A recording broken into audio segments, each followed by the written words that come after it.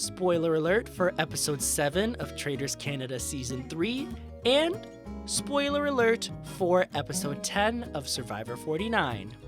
Thank you for listening.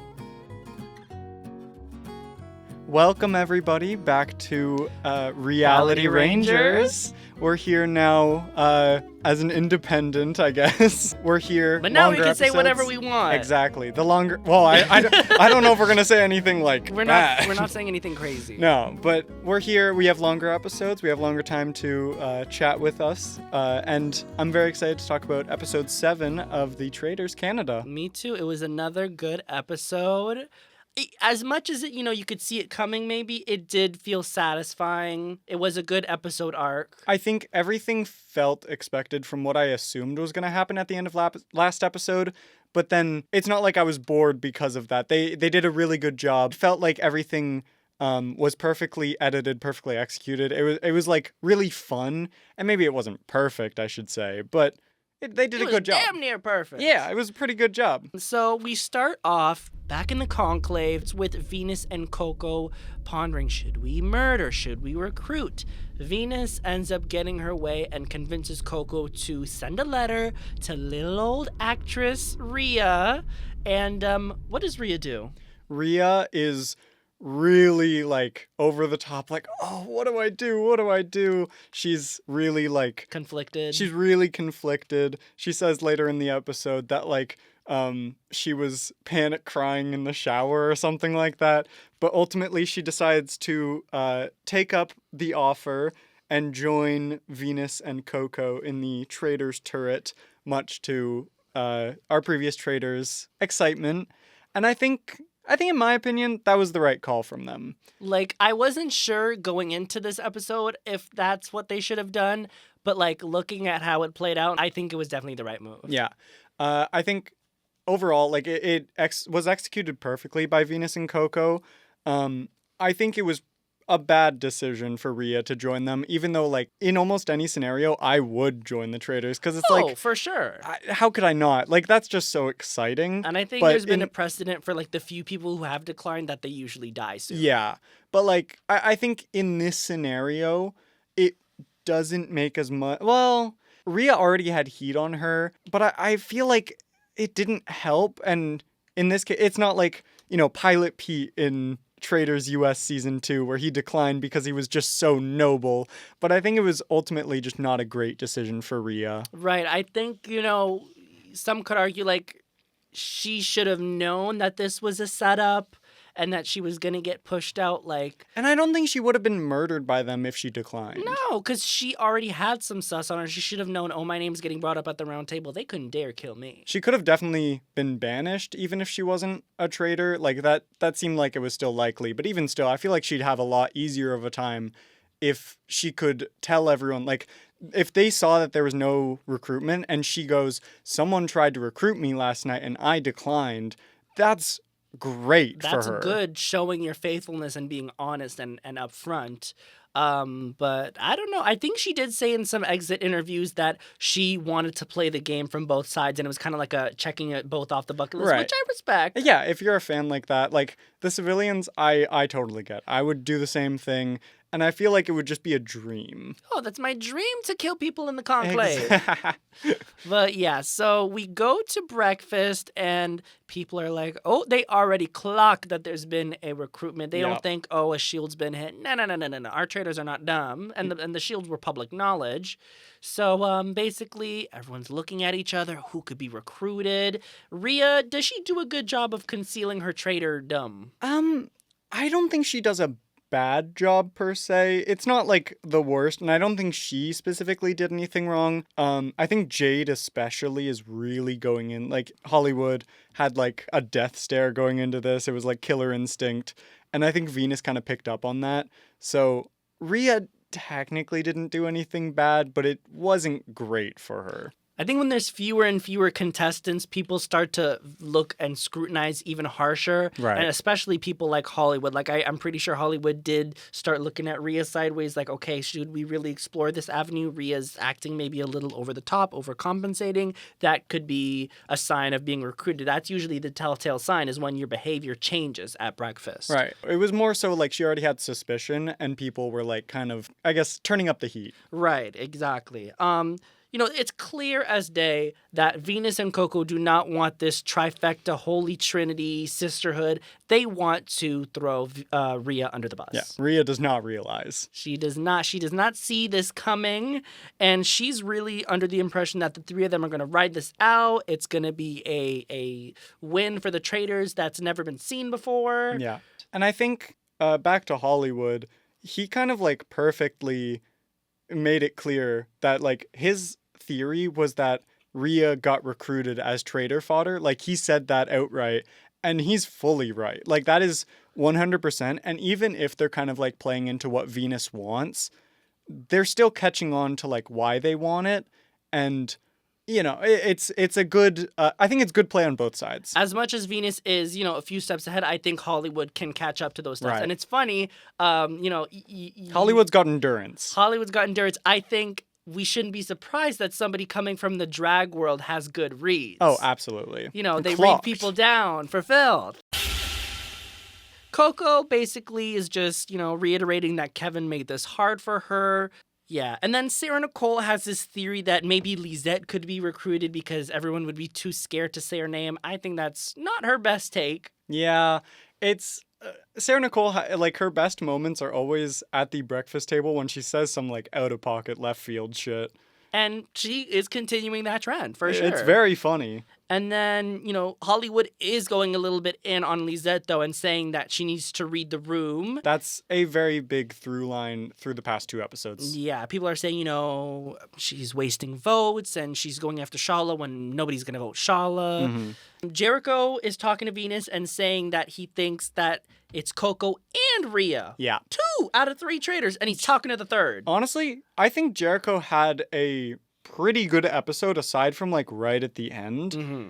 He kind of like had a lot of really good reads, which I was not like anticipating. Yeah, I think for me, he's fighting with Hollywood for that best faithful spot. Yeah, he just doesn't have like the reach that Hollywood has because Hollywood is so like connected to everyone, so convincing, and Jericho's a lot more soft-spoken even if he has some really good reads. Mm-hmm. We get some more moments with Venus and Dom, which they kind of like teased last episode a little bit, but they very much like turn up the heat a bit of our like OTP, Yeah. Dom is breathing on the window and like drawing little hearts for Venus, and they're like, Venus is basically telling him we need to calm down because people are getting too suspicious. Notably, once again, Hollywood. Hollywood is staying on these people's necks.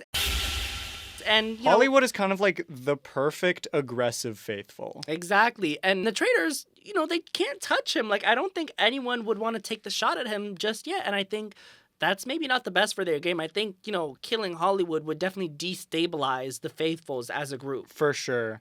And I think Hollywood, like, even though they have really good reads, there are some reads that are like weirdly like really off base, but somehow loop back around to the correct person. Like with Venus and Dom, he was saying how like, I think it's Venus because of Dom. Even though Dom isn't a traitor. Right. And so it's like, okay, I mean, you got there in the end, you're correct. But right like, answer, wrong formula. Right, exactly. This is a great conversation, wrong scenario. Wrong scenario. We then move on to our challenge for the episode. This one I actually thought was like really interesting. It's fun. It's like a mix of a lot of elements we've seen before. We've seen like the dolls in the US season. Right. We've seen like the repeating what they say, like with Tom Sandoval, and then in the UK I as forgot well. about the like singing that Tom did. Literally both times they did that in the US and the UK, the person who did it had a viral moment. Yeah. Like, it's a viral moment and maker. like no one else knew how to like communicate, so it was just Tom Sandoval singing into this like shitty mic. And it's like singing backwards, isn't it? I wish we got that. We got something similar. Yeah, we got some good stuff. We got though. dolls, creepy dolls. Creepy dolls. We got telephone communication, Yeah. with some people being better than others. And we have a little bit of a dollhouse dilemma. Right before the challenge, they have to choose 4 people that everyone agrees is the most faithful, quote unquote. Most trustworthy. Yes. And the people chosen immediately are first Jericho and Natalie, who, you know, Jericho kind of says, like, don't put me back in the grave. Right. Natalie is fully up for it. He's got faithful PTSD. Yeah. And then they choose Hollywood, who I think is a good call. And then Sarah Nicole, who, if I was a faithful, I'd see her as faithful. Yeah. But, like, the 4 of them have to stay back in the mansion while everyone else goes to this, like, abandoned, like, kind of village. But essentially, they have to collect their map and then go get, first, the doll. And then secondly, they have to go to another location to get a red baggie full of coins to put into their payphone. And this is when our Bell product placement comes in. my mom and my stepdad were very, like, enthused by it. They thought it was hilarious. But it was inserted well, yeah. But basically the group on the outside of the house have to use their doll, explain the features over the phone so that the people in the house can go into the creepy attic filled with a bunch of dolls and pick out the duplicate. Yes. And bring it to Corinne. First person we see in the room with Corinne, with their correct, well, maybe correct doll, is Natalie, who is given an opportunity to get a shield. So each doll that they give correctly is $2,500 added to the prize pot. So there's $10,000 total. However, each of the people that have to choose the duplicate doll are given an opportunity to get a shield. And this is like, you know, you have to sacrifice the money and take a fake doll, you know, and it'll be seen as if you got it wrong.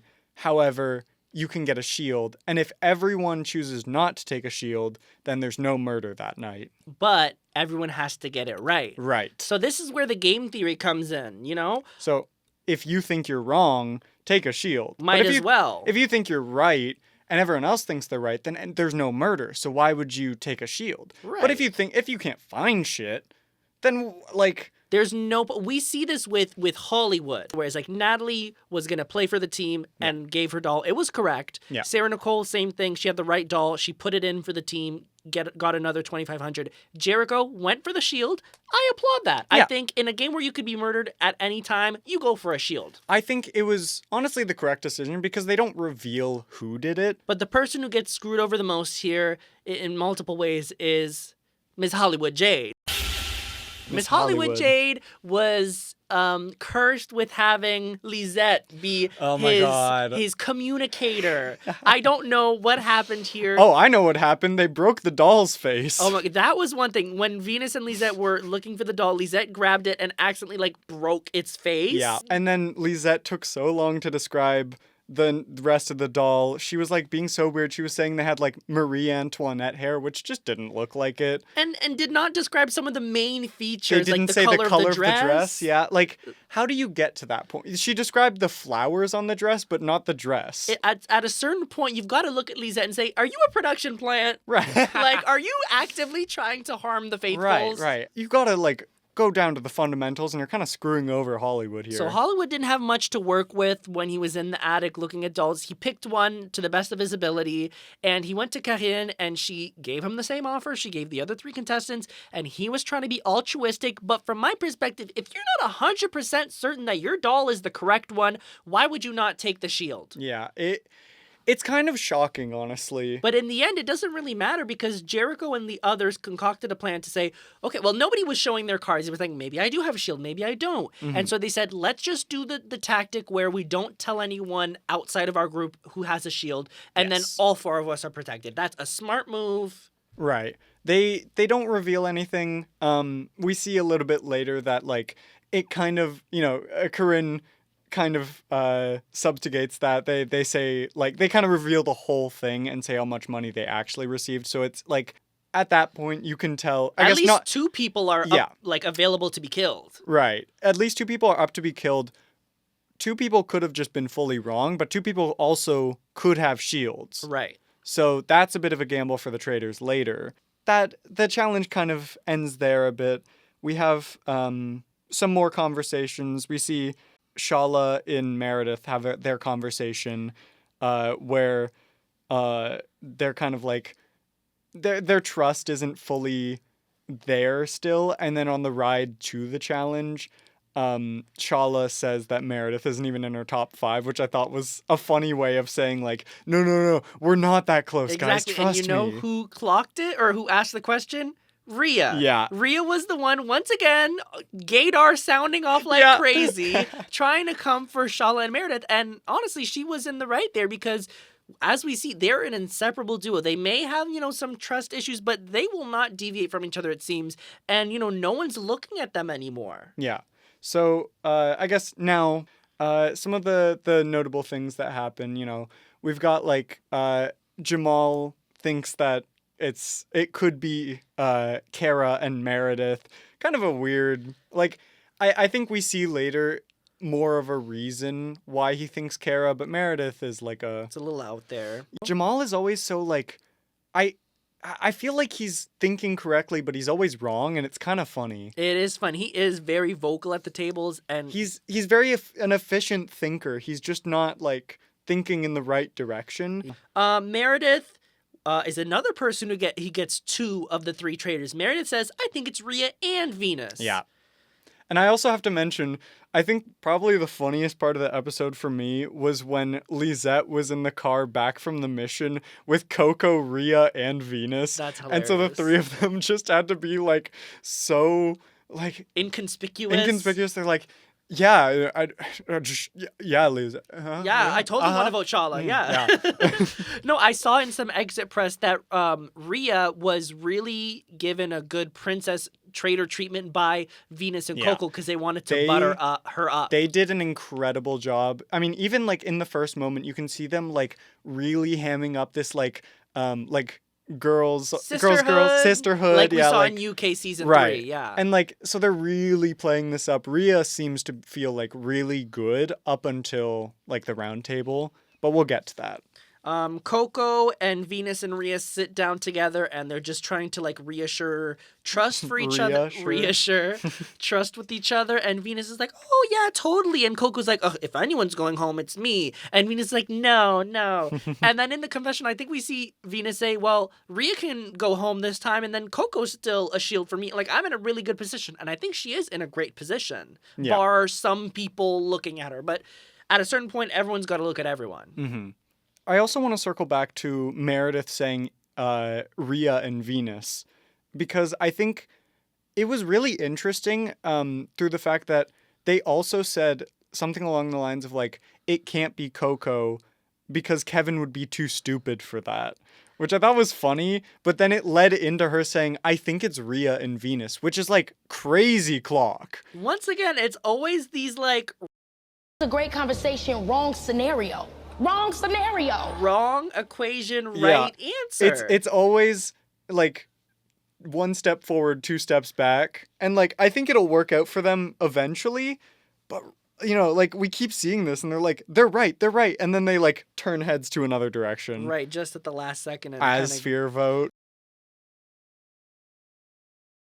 Roundtable begins and there's a lot of people we haven't seen much talk from who start to chime in. We see Venus who starts kind of interrogating Natalie, which is a little out there, but like I don't think anyone sees that as Venus like throwing off the scent or whatever. It's just to put her on her back foot to give her a little bit of sweat. Yeah, like kind of amp her up a little bit because Natalie hasn't been doing too much. Natalie then throws the target over to Rhea, which everyone kind of seems to agree on throughout the whole thing, except for Jericho, who is very much still like, we gotta focus on Coco, and Jamal, who, as we said before, very focused on Kara. They kind of have their back and forth for a bit, which leads into Kara, she is really the one that I think seals the deal on Rhea, who like, she's fully wrong. She's just not correct because Rhea wasn't a traitor at that point. She's using evidence that, did not attain. Yes. She's using evidence that was not true in that sense, but, it got her to the right solution once again. Because I think this was like a great way for Rhea to go for the traitors, because Kara's evidence was based on the first challenge where Rhea wasn't a traitor at that point. But people kind of used that as like their finalized like nail in the coffin to get rid of Rhea. So by a crazy margin, Rhea gets banished. Yes. The only people who do not vote for Rhea are Jamal, Who voted Kara. herself, Yeah. who voted for Coco, a little parting gift, but nobody seems to clock it, and Jericho, who also voted for Coco. And this kind of sucks for Jericho because he was really close to Rhea, and he's like looking back and saying like, oh, maybe I was wrong. Maybe Coco is not a traitor. But he is right. Yeah. Jericho, like I'm saying, throughout the entire episode up until the end, he kind of figured out everything without even realizing he did. And he kept telling people, guys, we need to, like, we can't keep putting off Coco for later. That we're going to kill ourselves if we keep putting Coco off. And no one listens to him. And then when Rhea's revealed, he mentioned earlier it could be Rhea, but he's like, no, like, that's my friend. And so it really, like, I'm worried that he's going to assume he needs to switch up his plan because Rhea was a traitor. Like, stop following the scent on Coco. Right. And so, like, I think that's great for Coco, great for the traitors. I'm really worried about, like, the faithful. I think there were, preview for next episode, we see Venus is kind of like setting the scent for Coco to go. Yeah, continuing to plant seeds, but still, keeping all our options open. But after the round table, we see a lot of like conversation for was Rhea recruited or was she original traitor? And this is where the original like Coco and Venus had a great moment because people think that Rhea was an original. Right? So that makes it so that people will maybe not be looking at them as much. They'll be like, okay, if there was Kevin originally in the turret and Rhea originally in the turret, maybe there's another man in the turret originally. Right. And like, especially in that sense, like, people aren't going to look at them or like the women as much, I suppose. But also, I think because they assume that it's going to be a recruited traitor left, then they wouldn't go for the people that they're already suspicious of, like Coco. They would be looking at everyone else. Right, because why would they recruit Coco if they already, like, thought the suspicion... I mean, maybe, I guess, as traitor fodder, if they but, recruited Coco, she'd be out by now. Yes, exactly. So I think this is a really great moment for both Venus and Coco. Speaking of Coco, Jericho goes up to her and apologizes and says, I'm so sorry for, pursuing you as a traitor. I don't think you're a traitor anymore, which, great for Coco. Who thought after the Kevin traitor on traitor table that she would still be here thriving? She's so good at communication. Yeah. Then Venus is basically gloating in the confessional, saying that she's manipulating all these faithfuls, which she kind of is. Yeah. And then we get to the conclave, finally. Yes. There's a couple names that get floated. They are definitely looking to go back to murder. They're taking a pause on the recruitment tactic. It worked fine this one time. It's a one-hit wonder. Mm-hmm. And they're looking at people to murder. They say a couple names that I don't agree with. I don't agree with Jamal and Kara. That's a beef that can be settled at the table. They say a lot of names. Like, I think it's like half the people left. Basically. But Jamal and Kara, they kind of say Jamal as like more of a main target, but they don't really follow up on that. They also say Kara as like, they briefly mention it. Because she is so faithful. Right. But their main targets end up being, Shaughnessy and Sarah Nicole. And this is really like interesting because rarely do you see somebody be up for consideration who might have a shield. Exactly. And I will say this, it is a high risk move, but it's also high reward. It could be one of the biggest brain 40 chess moves of the traitors. I think it is so worth it because they know there is a maximum of 2 shields. So Sarah Nicole could be one of them. Right. But there also could be none. And they seem to fully be willing to roll the dice because, like, if no murder happens, they were saying, like, they can still capitalize on that. They could possibly talk about framing recruitment. it as a recruit. Yeah. Right, and that would cause more paranoia. But in the case that exists right now, if they try to kill her, they will succeed, and that's one strong faithful out of there. And then that would create chaos between the three trustworthy people. Natalie, Jericho, and Hollywood, who was untouchable before this. It would cause like maybe some conversation of, did they know if she had a shield or not? Would that, cause chaos between these three people who were otherwise deemed trustworthy and faithful and untouchable? Absolutely. All three of them, like, they're, seen as so faithful. I want to see them squirm. I want to see them panic. And I think, like, if they go for Sarah Nicole, it just seems like best case scenario because every outcome is so, like, profitable for the Traitors. Because let's say they kill Sarah Nicole. Somebody could be like, oh, is that Hollywood trying to make it look like it's Jericho? Or is that Jericho trying to make it look like it's Natalie? That puts the spotlight on them, puts them on the back foot, and then Venus and Coco can take a step back and add fuel to the fire. I think we keep seeing a lot of, like, what ifs or, like, little sprinkles of, like, these two Traitors not being too much further for the game. But honestly, it really, like, they're doing so well. I think once they decided to kind of push Rhea, like, into the Traitors so that they could push her back out, it really solidified that, like, even if they don't, like, one of them ends up dying soon, I think the other one is set for the game. Exactly. And I think that person will be Venus. I think Coco would be the first traitor out of the two to get banished.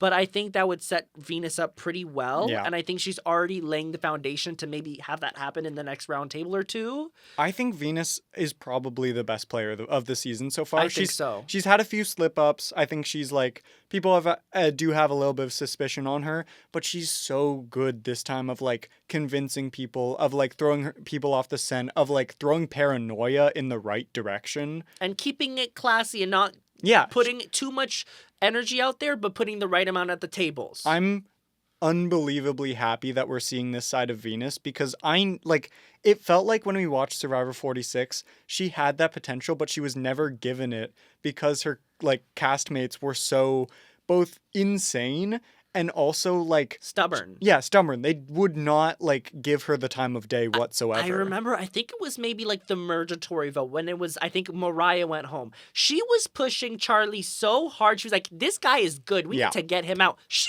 was right. Venus is, like, really good. Like, I feel like every time I see Venus playing, she's always, like, clocking shit. She knows what to do. But on Survivor 46, people wouldn't listen to her. And on this season, they do. So we're actually seeing her. We're seeing this Phoenix. It feels like the same way we got, like, that Netta redemption. Exactly. It's incredible. There's something about being, like, a Middle Eastern woman on a Canadian show. So now, before we head off for the end of the episode, let's briefly talk about our Survivor 49 takes. Honestly, I don't know if we have time for a minute. Let's do 10 words. Oh my god. You can go second. I will say mine. Okay. I'm going to count on my fingers. I'm going to shoot them down. Okay. It's like a haiku. Yeah, make it into a haiku. No, I'm kidding. Sophie squared. Mm-hmm. Savannah playing in Jawan's face. Mm-hmm. Rizzo is performative. That's my analysis of episode 10 of Survivor 49. Let's debrief that just real quick. Rizzo being performative is such a funny thing. Like, does he have a real idol? I don't know anymore. I feel like I've been lied to. No, okay, here, let me do my 10 words and then we'll just quickly debrief. Rizzo is smart as hell, playing way too boisterous. And one more extra bonus word. Huh. Yeah, okay. Rizzo has done so well at, like, managing everyone and kind of, like, spreading his little, and I think everyone in their group has. Like, Savannah's been doing really well at, like, grilling people into information. I think both the Sophies have been very good at, like, incorporating themselves. And playing the middle. Yeah. But I think Rizzo specifically, even though he is very performative and he's done all of, like, he feels like he's trying to emulate what Rick Devens did. Exactly. But I think he's also just really good at this. Like, what you were saying, like, does he have an idol?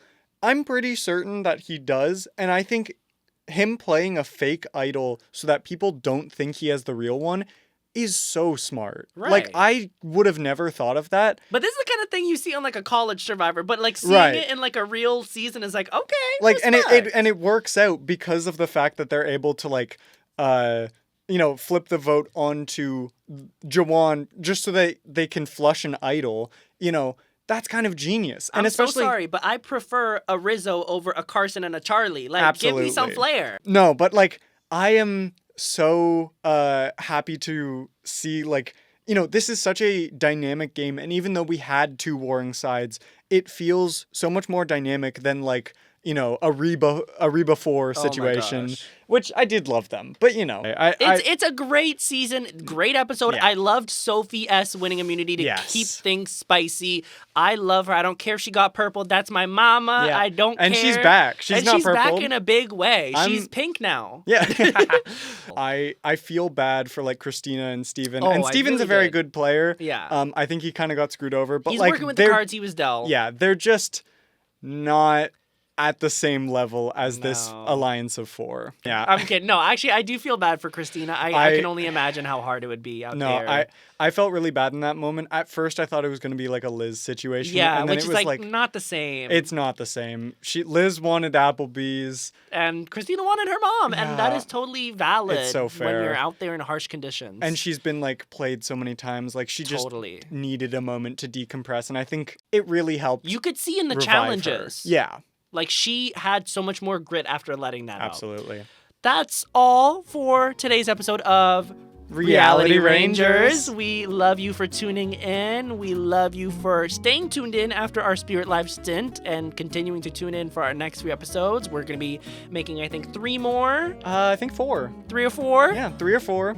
And it's going to be 3 or 4. It's going to be so much fun. And we can't wait to have you hear us again. Yeah. Bye. Bye.